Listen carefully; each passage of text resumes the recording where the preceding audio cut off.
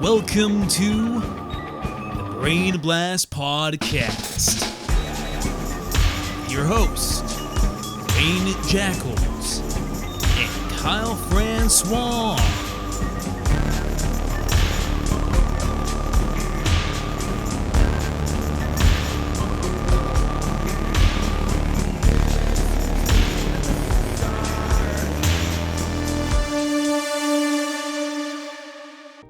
Hey everybody, hope you're doing well and feeling special. Big day today. Wayne Jackals here with Something Special Cinema, and this is the first episode of the Brain Blast Podcast. I'm joined with my co-host today, Kyle Francois. Kyle, how you doing, man? Hey Wayne, thanks for having me on the show.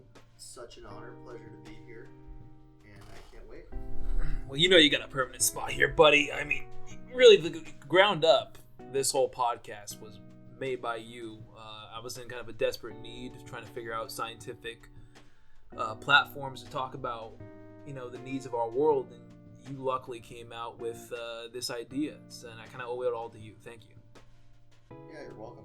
Well, give the listeners a little bit of an idea of what you're all about and why you think this is the time to be talking about Jimmy Neutron. Well, Wayne, glad you asked.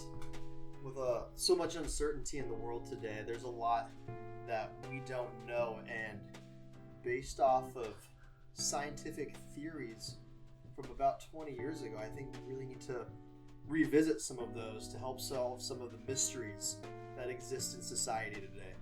100%, because I love what you said there. Scientific truths, too. Thinking about it, that they're going to be as true 20 years ago to 200 years ago. The science stays the same.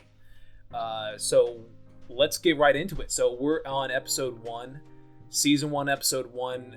Episode's called Normal Boy. And just to begin, there's already so much to unpack there, because we both know as audience members that Jimmy's anything but a normal boy. And launching into it, the music's kind of fun and kind of dopey, and there's a little bit of a playful aspect here. So what do you think is going to happen with this one? Well, I mean, we know what's going to happen, but what did you first think when you saw the title Normal Boy? I think what first jumps out to me is that backwards R. It's just like normal, but there's something off. It's off kilter. Yeah. It's off kilter, and it's just kind of a fun thing. And of course, Jed Spenigan is on the writing credit. He always does a good job, and obviously Keith doing what he does best. And I love the way that it kind of opens up on the Neutron household. Man, talk about a look. Yeah. Mama Neutron, what a babe. Let's try to keep it a little in a reasonable spot for our viewers, because we don't want to get them too, hot and heavy and wet. But the thing I really want to hone in on this episode is it immediately envelops you in the atmosphere. Hugh Neutron, one of the great characters of TV, so enamored with his animals, specifically the chickens. I don't know if this is kind of remnants from the movie, but as you can see, the wallpaper, you have a lot of chicken memorabilia, and even in the back window, so you got some what seems to be collectibles. I don't know if those are frozen chickens or what. Yeah, I mean, the first thing that stands out to me is Goddard. Oh yeah, the Watson to Jimmy's Sherlock, if you will. I kind of love the way they have this interplay here, and I think immediately it starts off with the as most Jimmy Neutrons do, the problem, and without getting into it too much, Jimmy is a smart guy, and I think sometimes he's in a little bit of a rush to show people how smart he is, right? Which, I mean, I think we both can probably relate to. And what happens is most smart people do, they rush to get things out, and that's best exemplified in this beginning scene with the orange machine. Yeah, I agree. I mean, he rushed this product, doesn't exactly know what it's going to do, but has a lot of hope for it, and it ends up just completely destroying the kitchen, as you can see. Which is tough. That's the thing. I think there's a beautiful symbolism to that. With great I mean, I think Dr. Grant from Jurassic Park 3 said it best. The worst things were done with the best of intentions, and that's Jimmy to a key. Sometimes the biggest problem is he's just so goddamn smart. And so then it like sets the whole plot in motion. You know, they sends the things out. What a fun little button on the side, a reverse. What do you think he uses that for? Yeah, interesting that you would say that. A reverse button on a juicer. It's almost like he intended on turning the juice back into the fruit, but didn't exactly see the potential for it to destroy a kitchen and send an asteroid into motion. He didn't see the fruits and the possibility. That's right. And you got this beautiful still at 2:02 that I think the animators did a wonderful job of really capturing the complex emotion in this scene, with Jimmy knowing that with his genius comes great responsibility, and he's ashamed, and his mom is just, oh man, ripe with content for her son. And he's obviously thinking about, you know, what he's lost. You know, Hugh's always been kind of one of those mysterious figures in TV. But he clearly looks interested in what's going on, though. He does look interested, but his interests are elsewhere inside of his family, which I think does create some dissent in future episodes. But I really wanted to draw attention to that. That's that's a real Jimmy Neutron moment. What did that magazine say in the corner? What are we talking about? Show me that magazine. Go back to 202, 203. All right, well, I'll take a peek. Because I'm interested. You see it? You see what I'm talking about? Back in the corner. It's a cereal box. Oh man, what does that say? Dorcas Ducky. Must be one of those alternate. I don't think we have a whole lot of Dorcas Ducky cereals in our world. But you know, Jimmy Neutron parallels are. I'm sure there's a Dorcas Ducky cereal box around in our world. We just don't know the equivalent yet. But again, that's kind of the genius of the creators, specifically Jeff Spigard. When he writes, he just knows how to really kind of tear this stuff apart and really bring it together. That's a good point. There's such a great line here. Sometimes, Jimmy, I wish you weren't such a little genius. And why do you think Jimmy gets sent away, but Goddard gets to stay in the kitchen with his family? I think it's the complex of being a genius, you know. And Goddard, he is an accomplice, but at the same time, he is still a mutt. And the mutts get a little bit of special treatment, I've noticed in this. And then, minute 2:43, you're immediately greeted by two of the best sidekicks I think imaginable for a show like this, Carl and Sheen. What do you think? Great introduction. Oh, I'd have to agree. Carl Weezer in the flesh, and so cute and timid, and you know, Sheen always just like really over the top, absurd. This is why I call like a Jimmy genius moment. He has, again, talk about next level. You know iPhones. You know of iPhones. They have the face recognition software. Yes. Minute 3:06 here, you have Jimmy using the exact same thing in order to get to his locker. And what year did this show come out? Like this technology was way ahead of its time. Oh, I couldn't even tell you. I wouldn't even know where to begin. But probably in the early 2000s. And again, speaking to the foresight and foreskin of the people who wrote this show, it's just knowing what to kind of illuminate. Which is really why we're doing this whole podcast to begin with. Exactly. There's technology that was available in 2003 technology that was foreshadowed in 2003 that wasn't available at the time that is now. Like, what else can we go back and really look into from this time period that isn't available yet, that we need to start kicking into gear and producing? I think we need to encourage more genius complexes like that of Jimmy Neutron, and just like Carl Weezer in this moment, which you see so well. Carl does fashion himself a genius, and although it's kind of played for laughs what he's doing with the hot dog bun, you know he's got good intentions. I mean, to say the least, he's thinking outside of the box. Absolutely. Not many people have used a hot dog bun in the way that Carl is using one here. 1,000%. And he eats it too, which I think is a great little kind of nod to, like, again, some of the greater comedic talents in cinema. And then we get introduced immediately to Miss Fowl, who has just the greatest, growliest voice. And man, that nose for days. Well, what we got here? Well, you know exactly what we have is Jimmy setting up his scientific project, which comes in nicely in the very end of the episode. But just a great demonstration, which awes Miss Fowl. Doesn't seem to awe the rest of the class. In fact, I mean, you can see the kids eye rolling. They're just defeated. And this is it. And everyone but Cindy Vortex. And we're about to get into the character Cindy Vortex in later episodes. But man, she is just operating on a different frequency. She's always wanting to just... What do you think it is about her? Do you think something's going on at home? But she wants so badly to be accepted. She wants to be accepted, and she wants everyone to know that she's a genius, even though she may or may not be. Well, I mean, time will tell. Time will absolutely tell. And I guess the thing too is like, I mean, I don't know how you were when school came around, but when people did scientific projects, if there was something with chocolate, we'd bum rush that thing. Are you kidding? That's just open game. So I just think I don't know.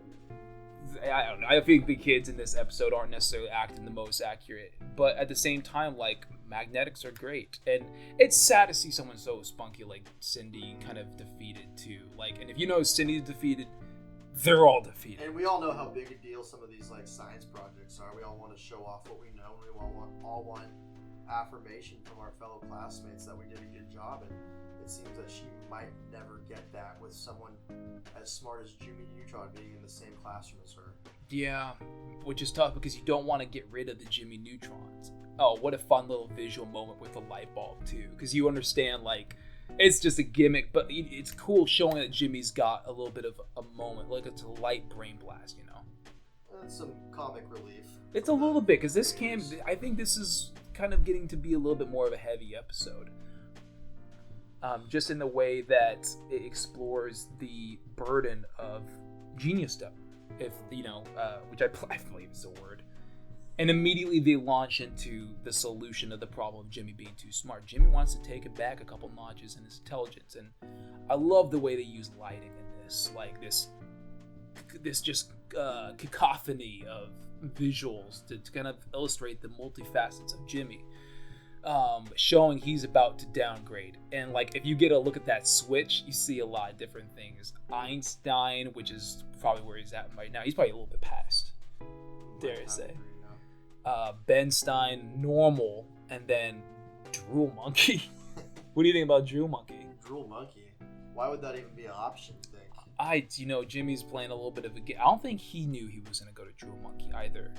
But, do we ever know we're going to Drool Monkey? I don't think so. You don't really know until you're there. What do you think Epstein? I just thought maybe it's a little too... Yeah, let's not do that. Let's not being very sensitive to the times. And then getting back to the core plot, man, what an explosion. And I don't think Carl nor Sheen understood what just happened there. And now Jimmy's in a little bit of a difficult spot. And I love that. Man, if you put the cursor on your video, all you listeners, if you're there listening right now, put your cursor on 6 minutes and 43 seconds. This is pure. I mean, it's not cinema, it's TV, but this is pure cinema. This is the moment where Jimmy is immediately a drool monkey, and he starts off by just kind of a subtle thing, but shiny, he says. And I think the thing that stands out to me most with this scene is the fact that, yes, Jimmy does have Einstein-like intelligence, but he seems to be the happiest he's ever been when he's full drool monkey. What do you think about that? The burden of being a genius in some way is a burden on oneself from achieving happiness, like the loopy dance. I love this whole montage, honestly. It has Jimmy running around carefree, not a single care in the world. He's being physically active. It's almost like an outer body experience for him. I mean, geniuses like you and I tend to carry the weight of the world on our shoulders because we feel like, well said, bro. With intelligence comes the need to make a difference, the need to change the world and have a tangible impact on society. Right. Man, I don't think anyone else could have put it better. It's maybe another genius. I love this moment that kind of brings it back to like Cindy, right? The core thing. She has her moment of victory over Jimmy, but it doesn't really matter because this isn't the real Jimmy Neutron. Wait, she would. Jimmy? It's yeah. She if a tree falls down and yeah. So it's just like it isn't the moment. It's kind of robbed from her. But then it segues perfectly into the immediate danger that was set up in the beginning. But we got a problem. So is that the meteor coming towards Earth? It's coming to Earth, and the biggest going back to the problem is who's going to save it? Who's going to fix this? As they said in the great Smallville intro, somebody save me. I love that song for Smallville, another show for another time, but we love this moment too. The mystery of from what we can tell is Mayor Quaggle. What is I couldn't even tell you the start of his name, but it's something to do with Quaggle. And they enlist. I mean, he doesn't know that he's talking to Drool Monkey Jimmy. He doesn't know he's talking to Drool Monkey Jimmy. No, he doesn't. And I love this moment of pure. If you, again, people with the curse, just stop it at 8 minutes and 49 seconds. It's just there's a beautiful moment of just sheer panic with Cindy because she knows that the expectations set for her, she won't be able to rise up to them. And I think we all hit those moments. Now, what separates her from someone like Jimmy is Jimmy would be able to act. But luckily, in a stroke of sheer luck, Carl the Cutie, I believe, is able to give her the information she needs. Oh, but wait, before we even get there, there's the beautiful moment of the Brain Blast subversion. What do you think? Because anytime I think Brain Blast, I'm like, we're going to get some great imagery that shows us what's the path forward. And what happens here with this one? Here we have a monkey, the classic monkey banging on cymbals toy going on in the middle of Jimmy's brain as he's a full drool monkey. The full drool in the midst of a crisis. And I love that. Sometimes I think about this when I'm just like outside doing work or whatever. It's just like, what is a drool monkey? And like, luckily the show has provided a visual for it now. We now know what a drool monkey is. And like, I love it. Again, like back to the happiness of the free from the burden of science. I mean, the world's coming to an end and Jimmy couldn't be happier. I love, just a quick note, I love the way they use extras in this. If you want to stop, like minute 9:20 shows the power of the group react and environment. We have in the foreground City Vortex and Carl Weezer. And in the background we have, I don't believe we've been introduced to them yet, but it's essentially somebody who is also very, very concerned with the events. Yeah, they really don't waste any scene here. They don't waste any bit of space. They could have just like left it open, you know, but that wouldn't have the impact of having a very concerned. I'm sorry, I get sometimes kind of emotional about this stuff because you can tell, like, if I was in the position and I was back there, I would want to know what's going on. And I think they really illustrate that pretty well with this. And luckily, Cindy takes charge. Cindy takes charge, gets the helmet back on, and you know, it's got to pain her. It's got to pain her a little bit to bring Drool Monkey back up to Einstein. Knowing that she's not the smartest person in the class anymore, but also being able to admit that in order to save the world, we need Jimmy to be She needs Jimmy. Have you ever thought about that? Like, the problem with you know, sometimes I just like, I don't know, it's a resignation, it's a submission, an act of humility of, I'm not going to be the smartest one in this room, you know, but the tension won't be on me. I won't get that dopamine release. I don't know, it's kind of a weird submission, but I love that. And talk about reincorporation. Like, I always think about, you know, it's that classic Chekhov's gun moment where they introduce the science project, and of course they bring it back at the very end to prevent the world from disaster. Like, what a cool way to like super turbulent too. I love this macro shot of Jimmy at about, I think it's about 10 minutes 27 seconds. It really hooks you into the intensity of it. They could have done a long shot, a wide, but they go on a close up to show his face. And they like, this is what I'm talking about, the heavy moments of the show. It's just like, in a moment you're like, it could be death, doom and gloom, or it could be success and bloom. Like, what's gonna happen here? And then I love the way he kind of like he has it under control. He's brain blasting, and the quote I think is just a great quote. I believe he just said, I don't even remember what he said. I think he said, "Eat magnet, space rock," and I just love it. Kind of fun. And I love, man, minute 11, you get a visual that speaks volumes upon volumes. Once again, great background work. Kids kind of interested in, like, has the genius returned? Is he back in the house? And Cindy's looking for that affirmation again, but Jimmy, in his right mind, he's not ready to pay it. What do you think? He's not ready to pay it out. Not yet. Very, very kind of, I think, good. It's not just good storytelling, but it's very, very foreboding and foreshadowing of stuff to come.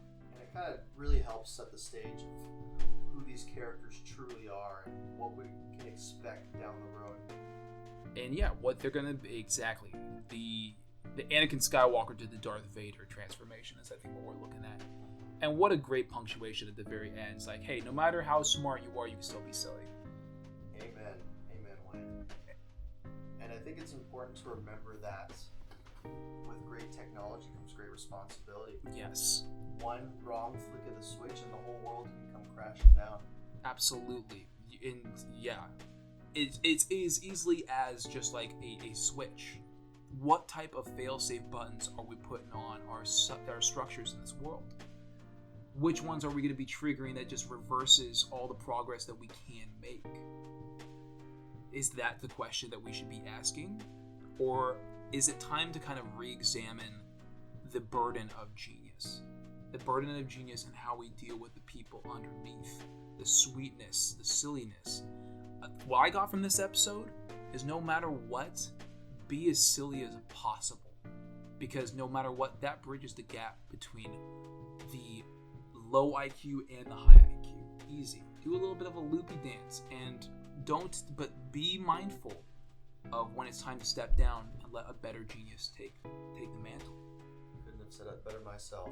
Well, that does it for us. We have reached the end of our first episode of the Brain Blast podcast. Join us next week for season 1, episode 1.1, Birth of a Salesman. God blast.